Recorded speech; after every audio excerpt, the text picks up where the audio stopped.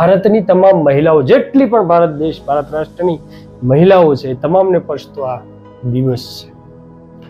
જ્યારે બાબા સાહેબ કાનૂન મંત્રી હતા, જે સમયે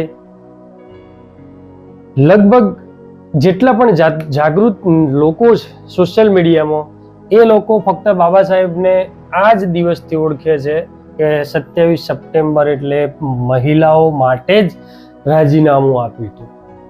પણ એવું નહોતું. ફક્ત મહિલાઓ માટે નહોતું, મહિલાઓ માટે હતું. કેમ કે આ ષડયંત્ર બાબા સાહેબ જ્યારે રાજીનામું આપતા હતા ત્યારે વિધાનસભામાં સંસદ સભામાં વાંચવા દીધું નથી. નહેરુએ, પંડિત નહેરુ, બ્રાહ્મણ નહેરુએ સભામાં વાંચવા નથી દીધું. પછી બાબા સાહેબને 10 ઓક્ટોબર 1951માં બીજા, આપણે જ કેવું આ સોશિયલ મીડિયા, આપણું કોઈ મીડિયા નથી, આપણે આ વાત કરીએ છીએ, એવી રીતે એ વખતે